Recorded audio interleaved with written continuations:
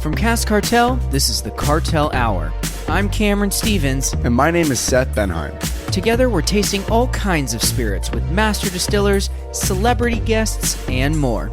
We're here to learn a little bit and drink a little bit. So grab a glass and let's enjoy. Welcome back to the Infusory for another episode of the Cartel Hour. My name is Cameron Stevens. And my name is Seth Benheim. And today we are drinking Lobos 1707 Tequila and Mezcal. Yes, we do. And we've got Diego Osorio with us today. Owner of the brand? Founder. And Chief Creative Officer, yes. Okay. So, I like creative officer. That's a good title. I know. Well, he's got, look, he's rocking the sweet, what is that, a sweatshirt? Yes. We did this tie-dye with Artivist. And cool. Yeah. Well, sweet. Well, Diego, how you doing today?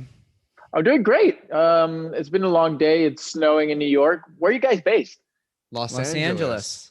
Oh, okay. I'm very jealous. What is snow? What is a snow thing? I've heard of snow. You've heard of such a thing.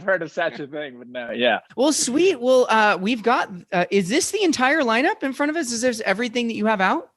That's exactly everything we have out. Oh man, I'm super excited. We've actually gotten a chance to try 3 of the 4 on the table.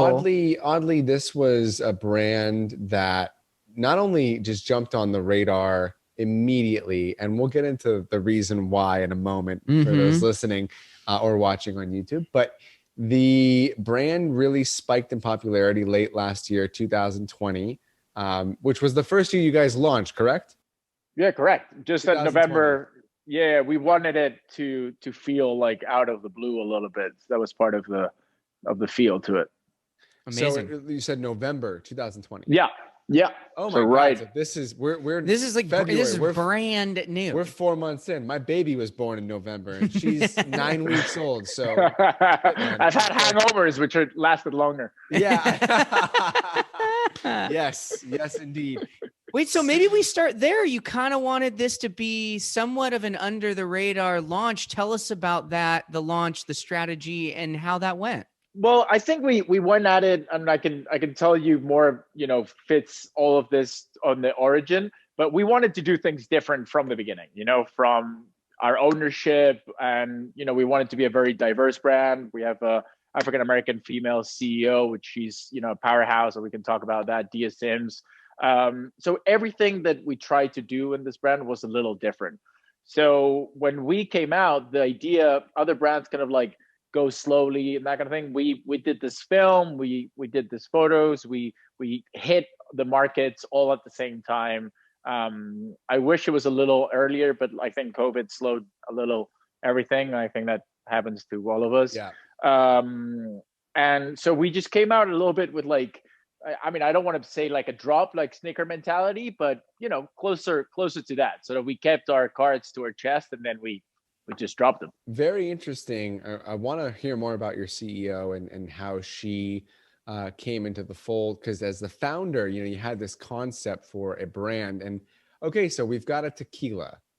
Yeah. Another tequila.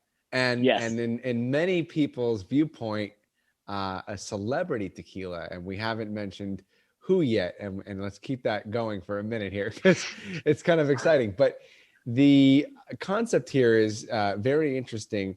Right out of the gate, let's talk about tequila for just a second before we talk about the people that you've brought into your team behind it. Because end of the day, people are going to drink this and they're going to form their opinions. And what you've done, I'm in the industry. I'm very keen on innovation and concepts of originality. Everything here is finished in a particular kind of cask. Walk us through a little bit about the choice in using the PX sherry cask finish. Is that correct? Correct. That's exactly right. So let me tell you kind of the origin of the story, and then kind of that will cover a lot of all of those questions. While you're doing that, we're gonna let's pick one. What are you guys drinking? We're gonna drink and listen along with the audience here. So Cameron and I are gonna have a little bit of the very first of the Lobos 1707. So our Joven, and we can talk about the difference between our Joven or Repo, and why we went to an extra Anejo, why we don't have an Anejo, why we started in a Joven, and then a lot of choices and a lot of choices. Yes, we have to come back to the PX Sherry because I'm so freaking interested in that. But tell us, walk us through. So Joven first. So Joven, the difference between a Joven and a Blanco is we aged our Blanco for about 3 months, and then we added a touch of our Repo. So it becomes a Joven, and Joven is actually a category recognized by the CRT. So you have to do these things, and the CRT will come and check all of them, it's quite incredible. It's an own classification. It's not Blanco. Yeah, exactly. A whole extra set of steps.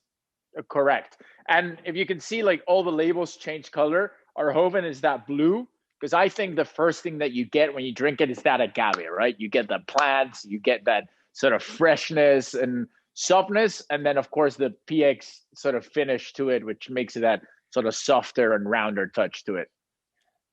Now you're stripping the color on the Joven, is that right? No. If you notice it and you look up close to it, it's just like touch of straw. I mean, it's hue. Yeah, it's true. I mean, obviously, the lighter colored tequilas, you're either thinking Blanco or Cristalino. I feel like this one, if you just dive into it, you're like, oh no, that absolutely has just a touch of color to it. Yeah, just a touch. I imagine then it's not a first fill PX sherry.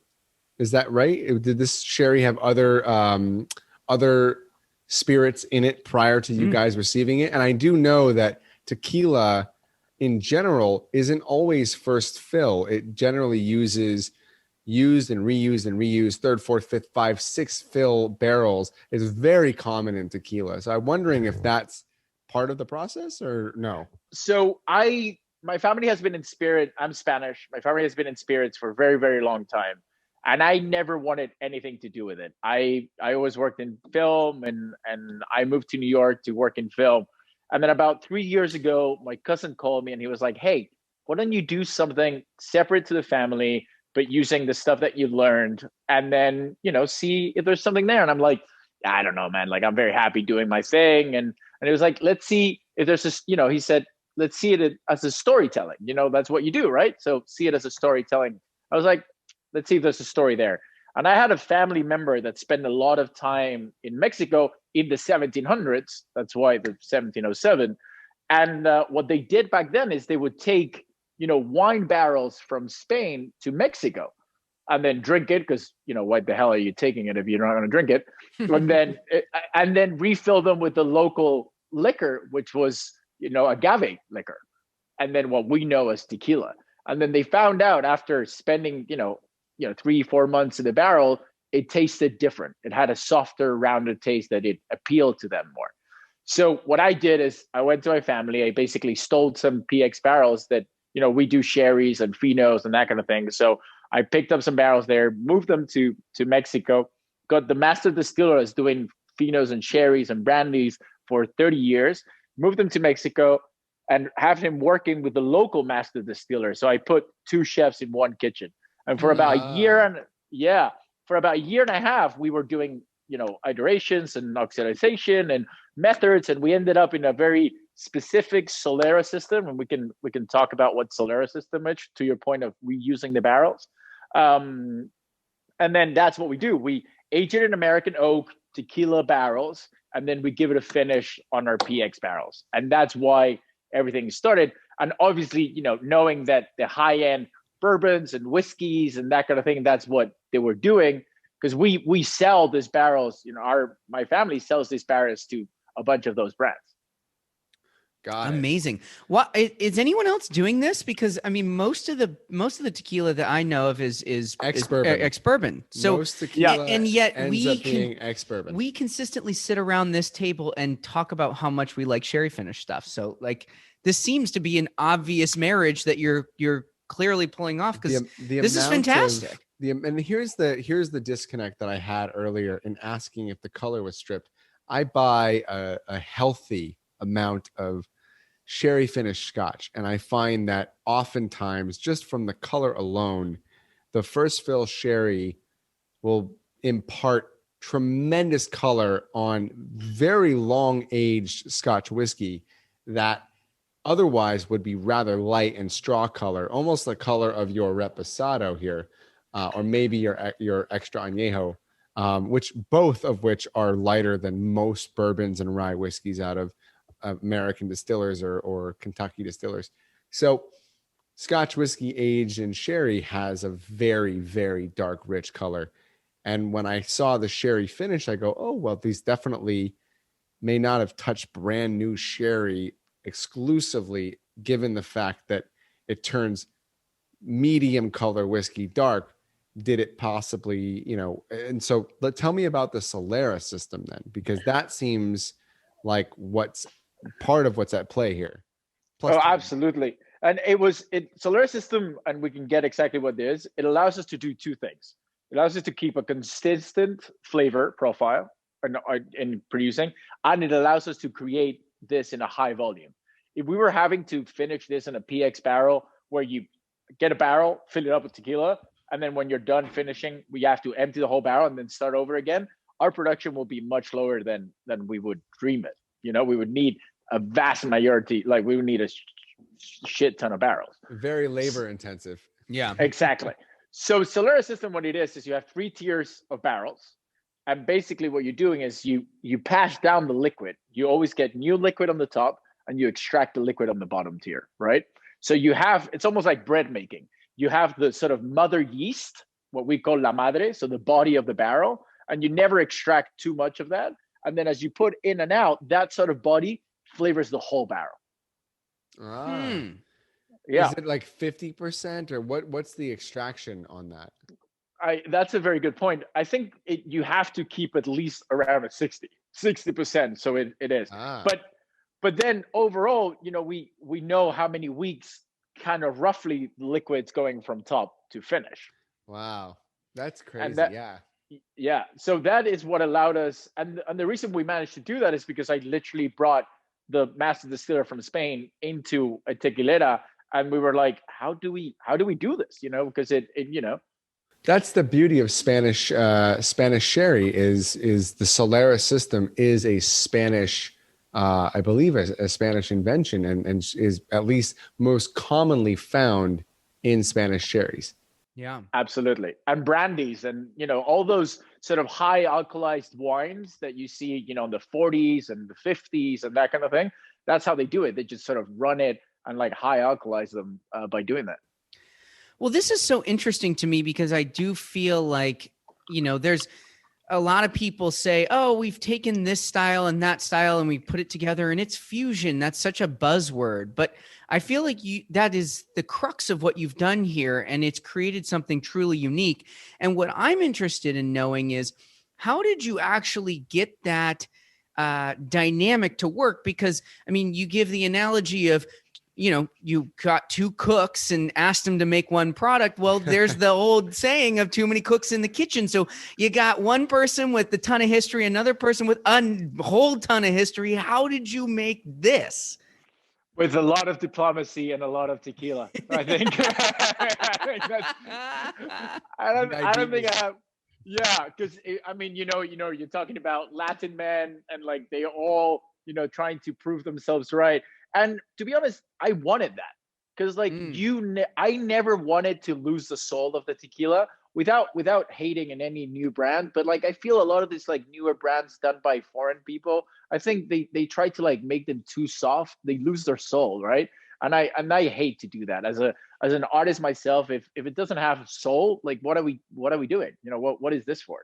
So trying to have those 2 souls, the PX sort of touch to it and the soul of the tequila, that was the mission. And it took us, 300 or something samples. It took us like a year and a half until we really got a product that I was like, oh, this is it. I think the 2 strong-minded people create that level of that balance of chaos and compromise, where you end up with something that if both can agree, it's a beautiful thing. So let's talk about this Joven white tequila or light colored tequila. It's very, so right off the nose is quite bright.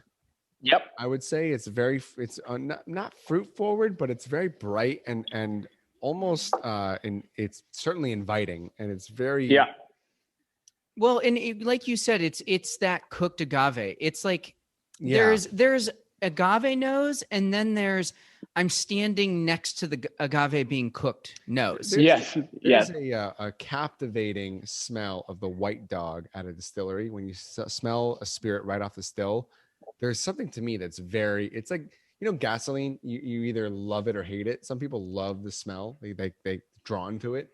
This has that very inviting smell and nuance to me that I love in certain tequilas. The body on this is incredible. Here's the crazy thing. The viscosity, the thickness of this clear-esque spirit is phenomenal. It's a very, very rich, thick spirit. It has legs. It has body that you don't get from a clear spirit hardly ever. Yeah, ever. That's clearly the sherry cask. It's clearly Time and Oak has done wonderful things. Done wonderful things to the spirit. Yeah. I know. And what's so cool about this is not entry level. And I say that in the absolute best way possible. I mean, most people would, if they were designing a tequila from top to bottom, they would have a Blanco, and you've just foregone the Blanco. You were like, I want to create something. If I'm going to do it on the lighter end, I'm going to do it with something that has more flavor and rich and so lots more body. Where are you at on this? Because I'm at a solid B. I think this is a very, very delicious spirit that I could absolutely even pay a little extra for this versus a regular Blanco tequila of other brands. This is leagues above the everyday Blanco. Yeah, the body for me puts this into like low A- range. My only gripe with it would be the finish is rather short. And I just think that, I'd like that agave, almost like it's missing a little smoke for me, or a little earthiness. I think the PX gives it the body and the depth, but the earthiness of a raw tequila I think this is, what this is? I think this is the non-cast strength drinkers Blanco. This is like a very balanced, smooth. If you want something easy to drink, that's just going to just be so smooth for you. And I hate the word smooth, but if you want something smooth, this is super smooth. Like it's almost too easy to drink, which for me, I like a little bite. I like a little grit, and that's just me. It's a personal thing. And if you're listening and you like something that you can just take shots of, or drink neat even, or drink on the rocks, or make a drink with, this can do all of those things. Right. All of those things. And I think it's very versatile in that regard. And I think part of why we did a Joven, it's because this was never meant to be a massive brand. This was meant to be just for my friends and family, and that sort of leads into what the other stuff that we're hiding. But it was meant to be just, so I did very much what I liked. I was very self-centered and very selfish in that way. And we could add a value proposition that no one else could, just because our way of doing it because we, like you say, this is, the value is much better than most Blancos, but we're in the same kind of price range. We're competing in that sort of same range. What is the range on the Joven? Our Jovens, it tends to be about $45. Got it. I cannot recommend this strongly enough for someone that wants to make an elevated cocktail, because I just think that rich body is going to give you some kind of, if it's a margarita, great. There's plenty of other great tequila drinks, but that is going to add so much richness to a cocktail that most people don't think of. And I actually think it's quite fantastic. It's in the A- range for me. I think it's very, very good. Yeah. I love the body. I think this is a great sipper. I can already tell you where we're going to disagree, because having had a few of these, I know my favorite, which one my favorite of Fair the enough. lineup was, but the next one we're going to try, neither of us have tasted. Yes, let's do it. But let's pour. Yeah. Let's do it. I will say that Joven, it seems like a beautiful combination to incorporate with citrus. So like a Paloma would be a beautiful drink because the citrus would play nicely with that thick body. Here. So Diego, tell us about the Reposado. So the Reposado is 7 to 8 months aged in American oak. And then we give it our finish. So you're going to see a lot of that sort of peppery started to come through from the barrel. You're going to see a lot of that earth, which is why it's red. So it's that red Jalisco red clay. So you're going to see a lot of that, even maybe a touch of vanilla, but like that kind of spicy vanilla. Maybe a little bit of that touch of root almost. I don't know. So I was gonna wonder how long we're gonna go before we mention it, but I think maybe it's time. So you brought in your CEO, Dia. Yeah. And she obviously is somebody that you respect highly, and you also found some business partners in the basketball celebrity arena. LeBron James. So you've got yourself situated, and part of the reason I think this showed up on a lot of radars was because LeBron James either invested or got involved with you guys in some capacity. So LeBron James being one of the literally best basketball player on the planet right now, and for quite some time. How did that all happen? Tell me about that. So first of all, he's an investor. He's a backer. We're very, very grateful to have him. And he brought a lot of his own friends. And that just happened the same as I was telling you. Like, this was never meant to be a massive brand. It was meant to be just for my friends and family. And kind of when I was about to launch, I thought, a friend of mine and also another investor, he said, why don't we do like a small round and we put some people to help you do this and that kind of thing. I was like, the product's there. And we live and die by our liquid. And I think that was the most important thing. I think LeBron, which I know through people in common, he's a big tequila guy. He's always drink tequila. He's a big tequila guy. And he said, come over, let's try it. And there's a PG version of this, and then there's the real version that he said. We only want the real version. This is an unedited show. Go for it. Yeah. So we tried it, and he tried it and literally said to me, and he said, Diego, this is the best fucking tequila I've ever tried. That's our show. That's how we lay it down. And there's some videos on our Instagram where you see him say it and that kind of thing. But that's how it happened, And then we structured the thing and we did a round. And when I realized this was way bigger than I could ever handle, I decided to do, what I think I do best, which is the creative side and the personality of the brand and that kind of thing. And we brought someone that really has been doing this for 14 years, and it's a powerhouse. And I'm grateful to learn with her every day. And LeBron brought, Maverick Carter, and then, Arnold Schwarzenegger invested, and Jimmy Iovine, and, Anthony Davis, and a bunch of, just friends. And so the list goes on. Yeah. Wow. Yeah. But they're all investors. They're all backers. They're great people to, like I say all the time, I'm very fortunate that when I have a problem, they're a great businessmen. So I can call them. And when I have a doubt or something, they're just a phone call away. And I can't say this enough. They're just great business people. You're 4 months in. You're going to need them for sure. Cause it's a long road with this industry, man. It has its ups and downs for sure, but I can definitely tell you, you're in good company with that group. So, and with Dia, your CEO, I mean, it sounds like, what was her background before? What was she? Yeah, she was working on Ciroc. So she worked 14 years on Ciroc. She was CEO of Ciroc.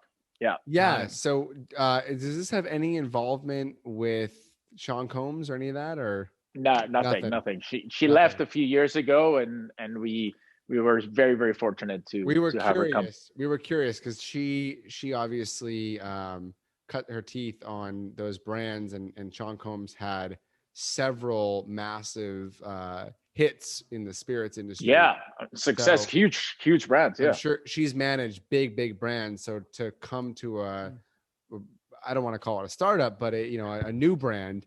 Yeah. That's very telling of the proposition of you guys and what you brought to the table. And she must have tried this stuff and thought, man, this is freaking awesome. Actually, that's another great story. I don't know how much time we have, but We have all the time. Tell it. So they put me in contact with her, and we met in a hotel, in a very like fancy hotel in New York. And I get to the lobby and I tell her the story, and she kind of knew it, and she saw the image of the brand and that kind of thing. She looked at me and she goes, "Look, the story's great, and all those guys are my friends that that are your partners and that kind of thing. But where's the liquid?"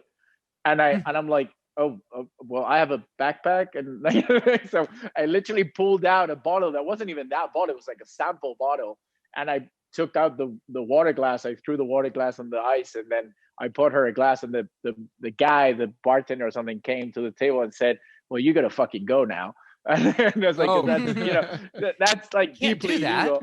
Yeah, you can't do that, guy. And I was like, I completely get it. I understand my mistake. I just need to know what she thinks, and then I can leave. And she tried it. She loved it. I got kicked out, and she started working with us. There you go.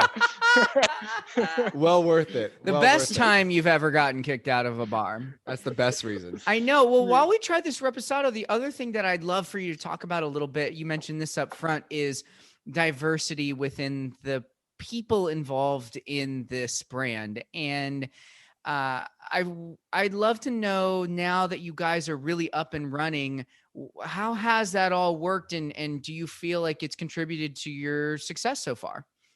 Well, I mean, immensely. I think alcohol is about personality, right? You want to drink it for, yes, the flavor and the liquid and that kind of thing, but it has to mean more than just what you have in your glass. Otherwise, it's just another drink. So if you want to be that brand that speaks out, that has a personality and has a clear point of view, you have to have people that work with you that tell you all the points of view. Otherwise, you're just watching halfway of the playing field. You just have your opinion and two or three other opinions that are kind of the same as you. So when we were hiring and building up the team, we made sure that we were having people that could tell us other points of view and wanted to work in a brand that stands up for itself and has a point of view and has an opinion. And, like our, slogan, which is not really a slogan, it's what we stand for. It's, everyone has a room at our table. And if it doesn't, the table's not big enough, we'll build a fucking bigger table. And it's just the way it is. And I actually physically built this bar, and there's the big office table that is the inspiration behind it. So that's literally, we walk the talk. And so you're and headquartered in New York with the facility in Mexico. Yeah, exactly. Seth, tell me your thoughts on the Reposado. I'm at like a 89, like B plus. Like, I think it's really, really good. It has some of those bubblegum sort of like sweet notes. It has a little bit of an earthy dustiness that wasn't on the Joven, and it's really starting to morph for me as a palate. That PX Sherry is the kind of like the sixth man, right? It's like this ghost that's there. And it's influencing this product, because at a glance, if you didn't read the label and you're like, oh, it's LeBron James, I'm gonna go buy this, and you go buy it and you're like, wait, this tastes totally unique in the world of tequila.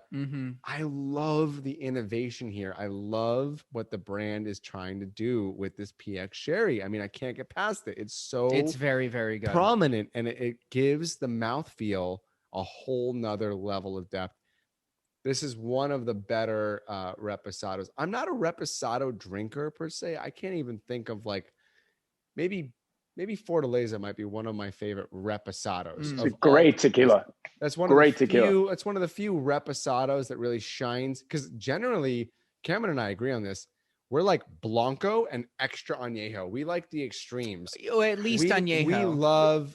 That's why we don't even have an Anejo. The value proposition was there so high. Then when I got to building the Anejo, I was like, this is the same as our Repo. You know what I mean? Like, why would I build this? And then we jumped straight to the extra Anejo. Well, that's the thing. We love the agave forward flavors of Blanco. but we also, I think, at least for myself, I would say I appreciate tremendously the effects of barrels always on both whiskey, on brandy, on tequila, on anything, on mezcal. I love the effects of barrels. So to see a good extra añejo and really see a few good years spent, that makes a difference to me. But what are your thoughts on the Repo? I do like the Joven better. Okay. I figured you would. Yes. I could tell. Because but that's just because I really like the Joven. I'm the other way. I think the Reposado is very good. I think the sherry is doing a lot of the heavy lifting. I do think again, I feel like I sound like a broken record, but it's kind of like I lose a little bit of the agave when you just start to include just that amount of oak. But what amount of oak is getting introduced is so much different and interesting. I get kind of the musky earthiness. I don't get as much spiciness. I feel like if there was an extra little spicy note that I would really enjoy that, but I don't quite get that.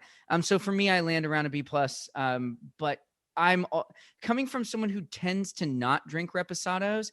This is one that I could easily recommend, but again, it comes back to the same thing. This marriage with the sherry cask is so incredible. Yeah, the sherry cask does something to the body you just can't replicate. I haven't had it in any other tequila. Do you know of any other tequilas that do sherry finish? Is there any? No, I can't think of one. No, Nick and I, the way I love to drink this guy is the same way as kind of like very Mexican with like a tall shot glass, but like just like small sips. I think when you do that, then a little bit more of that peppery comes out a little more. But fair enough. Maybe it's just me. That's okay. Do you want to do the mezcal next? Well, is there an order to this, or because the mezcal's higher proof? Oh, it is. It's 42. This is still 40. Oh, it is. To each his own. Diego, how do you recommend us proceed? Should we end on the mezcal or should we end on the extra? It's smokier. Let's end on the mezcal. Let's do okay. That. Yeah, I think so too. I think that it can have that smoke and maybe, close your palate a little bit for the extra. Great. Let's do it then. Let's pour. So you already touched on the fact that you found the añejo to be too kind of in that mushy middle. It doesn't really satisfy the thing that you were looking for. So you jumped all the way to the extra. Tell us about that creative decision-making process. Again, we were making flavor profiles, from Blanco to Repos to Añejos to Extra Añejos. I just didn't see it. It just didn't feel right. It didn't feel like a real value proposition. And I think if you see what we're doing, our price range where we are pricing the Repo, again, our Repo is on like 54, which is a really, really good price in my opinion for that Repo. Then, the value proposition to add a Añejo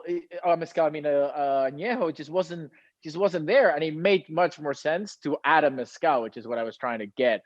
Instead of having 5 products, which seemed a little too much to me to come out with, 4 was just a better number. Is the Mezcal produced at the same facility as the tequila? No, we do Arandas, Jalisco. No, we do Arandas, Jalisco in the tequila region. And then we have Oaxaca, completely different distillery, completely different people, same finish. There are hundreds of different Mezcal producers. How do you pick one? Well, it goes back to the 2 chefs in the kitchen, right? You actually okay. the one that doesn't throw your PX barrel to your head and it's like, I'll stay with this guy. I like this guy. All right.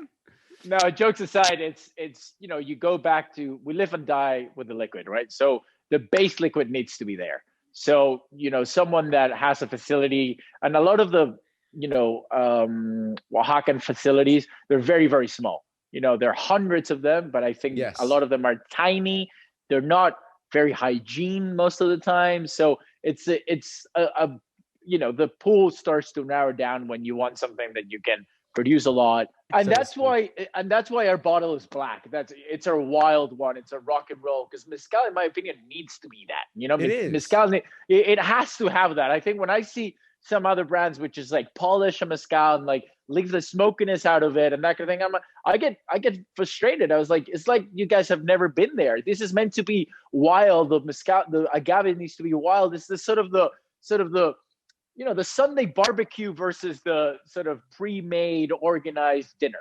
That's the difference between tequila. I say tequila is for art is like our art, and then mezcal is a street art. That's the way it's like it's rock and roll versus punk. It's Webster Hall compared to CBGBs. That's the difference. Okay. And if you see our image of our mezcal, and it's black again because of that Oaxacan soil, and it's cooked in that Oaxacan soil, that pit. It's that everything we do with the mezcal, the short film that we did is in black and white, it's rock and roll, and it's raw, and that's the inspiration behind the liquid. Amazing. Yeah. Well, Seth, we haven't actually dissected finished the extra. Yeah. And because I really want to jump into this, because my initial thoughts are this is everything that I wanted more of from the Reposado. It's like that amped up. To me, I now get this spiciness. I get this sort of cinnamony thing happening, which is really lovely. It's a push-pull between bright and dark. Like the agave is very ever present, while like it's just this rich caramely backbone and vanilla, and it finally has the bite. It has the bite that I wanted this whole time. There's this rosé sort of color to the tequila. Man, it really lets the barrel shine. Yeah. So walk us through the age on the extra, because extra añejo has to be a certain age. Tell us about the process on your extra añejo, and is it part of this? How much of it is spent Solera versus independently barreled? So we spend 3 to 4 years. Anything above 3 years, is not recognized by the CRT. So three and 3 to 300 doesn't matter. Yeah, exactly. Doesn't matter. So it's 3 and change. We are closer to 4 years. That's kind of where we land normally. And then it's obviously the one that spends the most time in the PX barrel. And the reason being is because otherwise you lose the spirit of what every tequila is, right? So, but the extra añejo comes with so much flavor. It comes with so much to it. Those 3-4 years, there's so much to it. Then it can spend that extra time in the PX barrel. It can spend that, time getting the soul, getting the spirit more than just even the flavor. So you start to get the actual wood from the PX barrel as well in there. So you not only get the flavor and the soul of it, you start to actually get the wood from the Spanish barrel, 100%, and the Mexican barrel, which is, in my opinion, is just it's a beautiful one. Yeah, there's a grit to this one, because I feel like what I loved about the Joven and the sherry cask there is this lovely sweet oiliness, and here you have this rich, grippy, dark oak that's now coming through on the back end. That's what I really like about this one. Question for you: is the Solera setup or system for the Joven different from the Repo, different from the extra añejo, or it's the same Solera for each? So it's different barrels, obviously, because they're filled with different things. Physical different barrels, different systems. Same barrel, but same production change, if you want to call them, almost. But same setup, 3 different setups for 3 different juices. And different times. Got it. That's all it is. You replicate the process, but each one has different contents. And the mezcal. So once we found exactly what we liked it, that's exactly what we do in the mezcal. So you have 4 systems. You have a different system. So the mezcal is also Solera. Yeah, that's exactly. Wow. Okay. Well, I think the extra añejo is finally in that A- range for me. I think it has these beautiful, almost like strawberry, fruity sweetness notes, earthiness, grit, and it has the bite. It has the oak that I want in an extra añejo. I love a little bit of that oaky quality. The mouthfeel is there. I think it's the PX sherry finish that I saw on the last 2 expressions. That system is working, and here it's working even better. Yeah, it's just on full. It's like full throttle here. This one, and it's a long ride, right? Penny. It's a really long ride, in my opinion. Like you have that linger. The experience takes you for a ride for a long time. Yeah. Yeah, it's quite exceptional. I think it's my favorite I've tasted so far. My favorite by far. Yeah, Man, really good. And you know, it's so interesting too, because there's a lot of extra añejos out there that just want to blow your palate out with oak, and that they're almost not recognizable And as a very tequila dark. anymore. Very Yeah, dark. they're so dark. You're like, is this a whiskey or a tequila? And I have no questions whatsoever. This is a tequila at heart, and that's what I really like about It's it. very light in color. It's hardly that much darker than the Repo, which I think is really indicative of you're not, this isn't a color added thing. It's, this is a natural process you guys have done, and you've taken the time to really explore your Solera, your barrel selection, your attention to the time and oak before and during the Solera process. Hats off. This is awesome. Yeah, very so very good. Very good. Extra Añejo is awesome. Yeah, I mean, no By the kidding. way, this is the first time you two agree on the same one. So I feel like we hardly ever agree on anything. Yeah, we're pretty I hard know. on We're very. I feel like a child's born. I feel like a child's born or something. Yes. Now let's see how we do on this next one, because I have my opinions on this already. Well, one of the things that I'd like to do. Okay, so we talked about the black bottle. The black bottle is so cool. I never recommend somebody buy something just for the bottle, but something looking cool on your shelf is pretty darn sweet. But one of the things that I'd like to talk about a little bit is the thing that I noticed more than anything when I grabbed this is how ergonomic this bottle is. It's a very pourable bottle. There's like this nice slight taper in here that is absolutely perfect. Did you design the bottle? Yeah, I did. So the bottle, so the inspiration for the story obviously was this guy, right? This family member that spent so much time in Mexico. So right away, when I looked at the paper, it had to have a human form. Some people see a female human form. Some people I could see a male. I don't know. Whatever, it has shoulders. It certainly has shoulders and the taper of a human body. Yeah, and a waist and that kind of thing. And so it made sense. And I also think two things. Like, I think there's so many bottles that try to be too fancy and they're impossible to use. You want this to fit in the well. You want it to be useful. You want it to wide. Tequila bottles have the most varying shapes and sizes and colors, and they get kind of freaking crazy, man. I mean, they start to get crazy. And overly heavy too. And what I actually really like about this is it's sexy as a bottle, and it's understated from its labeling. And it's awesome. It's just props to designing this. Yeah. Thank you. And then you have the coat of arms of my family that has two wolves, which is why the company is called Lobos. I was going to ask why Lobos. We never got into that. Yeah. So it's the two wolves that you see in the coat of arms on the top. So that has two lobos, which means obviously the Spanish word for wolf. And then at the back of it, I don't know if you see it, but it has that. Yeah, is that agave compass to sort of represent the travel of the barrels, the merge of the cultures, to honor Mexico, to understand that we are traveling there, and not shy away from that fact. Not try to whitewash anything, and be very aware of everything that's going on. Yeah, Seth, this nose is insane. Guy, look, I'm just gonna say it. My gosh. I've probably had a quarter of this bottle. Oh, that's so nice. In a single sitting. So I made a fire the other night, it was like a month ago. And we've had these bottles for a few months here at the office of the studio.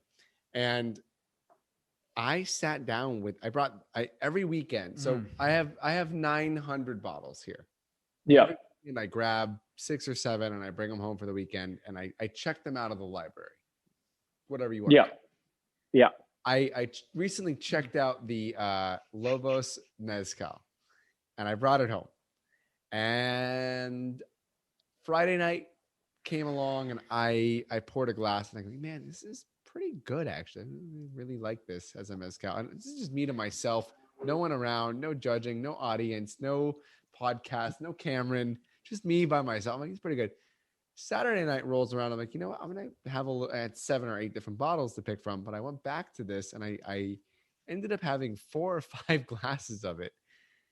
It could not be more drinkable, more balanced in terms of, 42%, 84 proof. That PX sherry has the body, has the earthiness, has the bite, but then it has this sort of vegetal. Oh, it's like pears and cactus and Yeah. lime and oh man, it's like it feels like the lime has already been squeezed, but it doesn't. I drank all 4 of those glasses neat by my fireplace, and I could not stop pouring this up. I just kept pouring glasses of it, and I go, dude, yeah, there's like this shit is amazing thing. It's so good. I couldn't fucking get over it. I'm like, this is the fucking greatest mezcal. I was enjoying it so much. So I will. You're gonna make me blush. You're gonna make me blush. Look, we drank a lot of mezcal, and there are phenomenal mezcals across the board. Like, this is certainly. I'll put this up there with any of the other mezcals we've had on this show. It's up there for sure. And I don't want to denigrate any of the other mezcals I've tried, but my God, this has a spot. This earns a spot. It is so fucking good. I mean, it is. So I would love to see more mezcal from you guys, like older mezcals, higher proof mezcals, anything you're doing with mezcal. You have my money. You take my money. Take it. Like, I'll throw it at you. Yeah. This stuff is superb. Is very, very drinkable. It's very smooth. It's at a proof and a price where you could make cocktails with it, but also, like I said, 4 or 5 glasses neat. And I don't know where the time went. I got lost in this goddamn bottle. I'm not even kidding. Well, this is what I want to know. You're making this somewhere else. This is an entirely different process, different distiller, different kind of everything. And that took, I would imagine, a lot of work. And probably from a business standpoint, someone's like, wait a minute, you're going to go do all of the, you have 3 bottles. You're going to go do all of this just for 1 more bottle. Somewhere along the way, Diego, you said, no, I feel really passionate about doing this. So tell me that story. So I feel very passionate about most things. I'm very opinionated. I think that comes with being Latin, but, from the beginning, it was a very selfish. I've said this, right? And when like big guys and powerhouses come in, it's like, look, you like it because we have to stay true to it. We have to honor the liquid and honor what it is. And it just made sense. And it's a process, and it's, let's be honest, it's a pain in the ass. Oaxaca is really far away from Jalisco, logistically. It's far away from many things, and it's rough down there, and I just love it. It just made sense. And to your point, we are looking at doing this is 100% Espadín, which I don't know why, but it throws some people off. I think when there's a perception in America that 100% Espadín seems not to be as good as other blends or that kind of thing, I personally disagree. I don't know your opinion. What do you guys think about that, actually? Mezcal and so let's classify. So tequila is all a subsect of mezcal made in the regions that tequila can be made. Mezcal synonymous with like whiskey, whereas bourbon is a type of whiskey. Tequila is a type of mezcal. Mezcal has hundreds or thousands of different plants, a genus, and so can be used within. You can make. There are obviously popularized versions or plants, and of those plants, there are different there are different subcategories of, certain ages and styles and plants and varietals. So, and then you get into how it's ground, how it's cooked, how it's fermented. There's so many variables. Types of soil. In it is wild how many different things. I mean, get into Sotol, Bacanora, Cupriata. Like, all these different plants can get kind of crazy when you really get involved in it, right? And so when you get in the weeds, or literally when you get in the agave, But you Sorry, that was a terrible one. think Sorry. about a plant. We're gonna leave Diego, that. I like that. I'm We're going to keep keeping that in. We're keeping that in. No, we're gonna edit that out. No We're gonna cut. edit No that cut. out. I'm the editor here. I say it stays.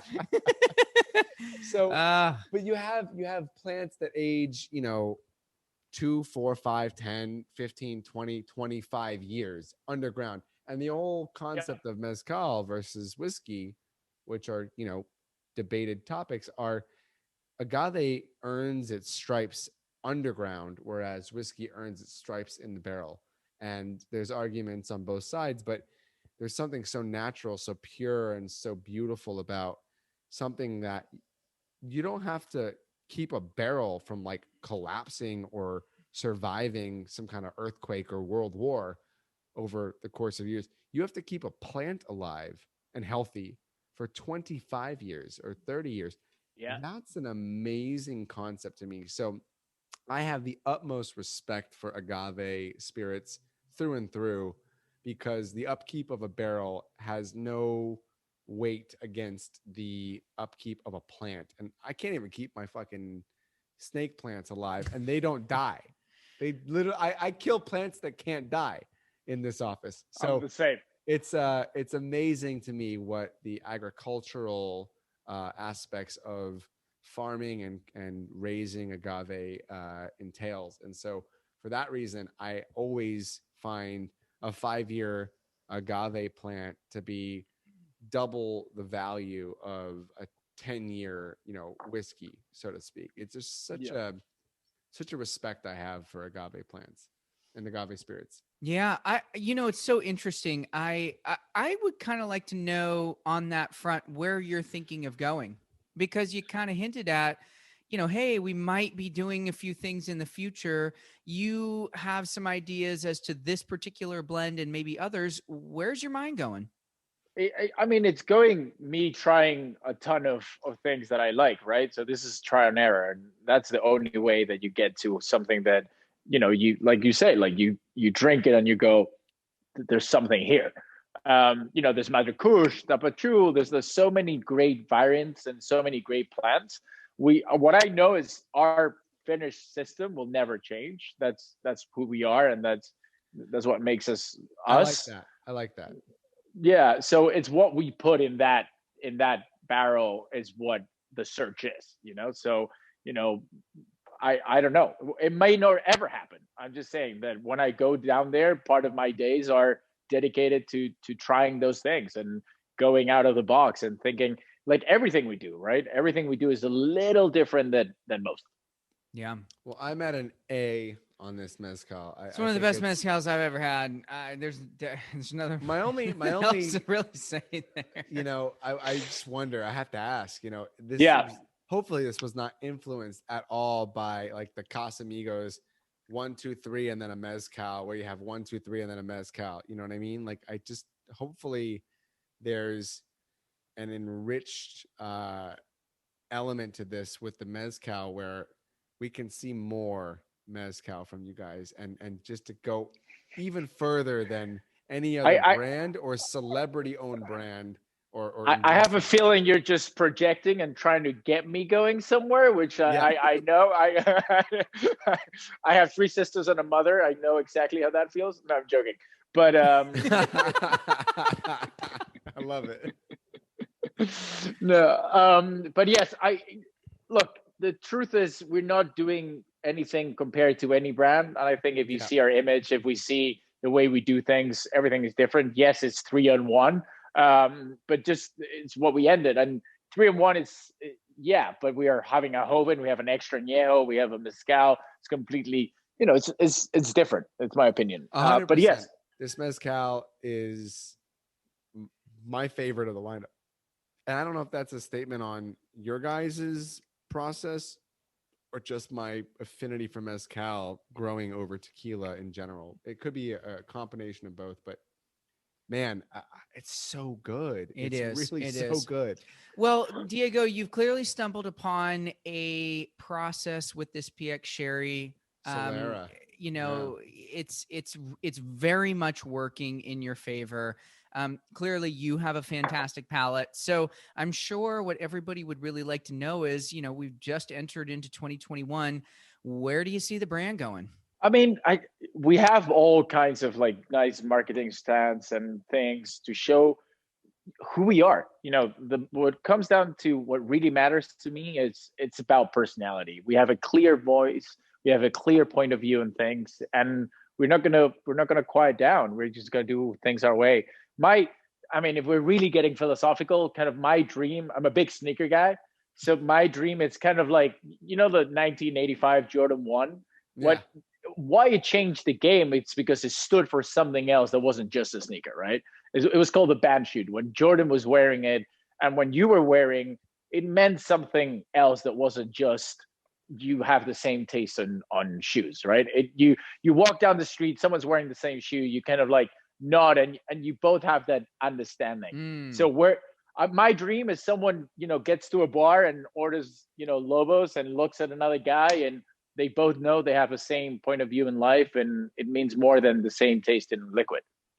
That's such elevated thinking. And I certainly appreciate it. No, it really is. I mean, it is. It's like, it's one of those things where it's like, okay, like, because here's the thing. If this wasn't very good, I would be like, well, what is he really talking about? But this is so different. Thank you. It's like, unfortunately, oh, you get that there's some innovation going on here and you appreciate it and you have that taste. And I totally understand where you're going with it. And I say, take it and run with it. Thank you. But to your point, we should be in April, we should be in 19 states. I was just going to ask, where can people find you offline? I mean, what are the biggest points of distribution for people that want to, like, if they don't get it online, where can they get it? We're trying to be on your liquor store next to you. We have Total Wine, we have Venmo, we have, we're trying to get into. What states are you guys available in for people that are going to go out and shop for this thing? Right now, we have a small availability because we were just overwhelmed by demand, like how it sold. I never thought that we were going to sell as much as we did. So we're restocking as fast as I can. But we are in California, New York, and Florida. Well, you are on Cask Cartel as well. So if people are struggling to find you and you hear this podcast, you watch this video and you agree with us and our taste, correct. You can definitely find it there. They'll ship it to you. Would highly recommend it. Don't drive around looking for it. Exactly. Just what, here's my one, like, honest to God piece of advice for online ordering. Never go online and buy one bottle. That is the biggest mistake people make. Like, as a brand owner and person who ships online all the time to customers, like, go online and buy 3, 4, 5 bottles of something or of a collection of things. Never buy just one bottle, because the shipping cost for one bottle is like, it starts to half and then go down from there on the second, third, fourth, fifth bottle. Yeah. So you have to buy, like, when you're going online to buy a case, buy like everything you want. Yeah, or buy the lineup. Or buy the lineup of this. Exactly. Like, don't buy one bottle. There's no reason to buy one bottle, because your shipping cost is basically like 100% on one bottle, whereas it's halved on 2 bottles and it goes down from there. Like, just buy a bunch.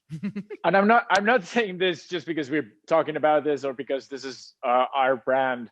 But you get, what we just did is such an experience and such a ride, and you get much more out of your value of, if that's what you're looking for, of like more than just, I don't know, whatever URLs are you looking for. If you're looking for a taste, a connoisseur, a pairing, and that kind of thing, when you see the line, it's where you really get a full experience of what this is. Yeah. Yes. You get to do what we just did today. Exactly. You get to go from start to finish. That or a full case of Mezcal. Like, it's all the same. It's all good. As soon as we get off here, that's what Seth's going to do. But tell us how you really feel, Seth. Tell us how you really feel. Look, if I could get an IV bag and inject the Mezcal, I would, because that shit's amazing. Man.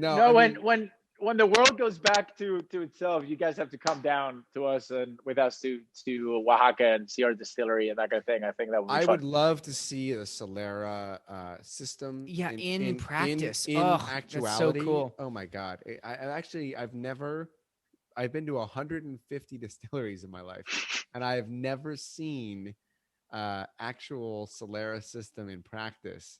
Oddly enough, Well, we have to take it to either that. Mexico or Spain. We have to do either or. I've never been ¿Por to qué no Spain. los dos? I've never. Yeah, we'll do both. We'll do both. I've never been to Spain. Only briefly in an airport on my way to Morocco. So I have to do that again and actually stop and do the whole thing. Well, Diego, this has been so much fun to have you on. Thank you. You have an amazing brand, an amazing team, and I can speak from experience. You are going to do phenomenally well in this industry, and with what you've created, you are geared for tremendous success. And I say that from a guy who is aimed for that and come a little short, but I don't have the team behind me, but so to speak. But otherwise, I can tell you are going to do phenomenally well. Thank you so much. You know your shit. It really means a lot. It means the world to me. It really does. Yes, wonderful. You're going to kill it, dude. All right. Thank you so thanks, much. Diego. Enjoy the rest of your evening. Thank you. Thank you for having me. This brand with us. We appreciate it. Thank you for having me. All Thank you for right, having me. cheers.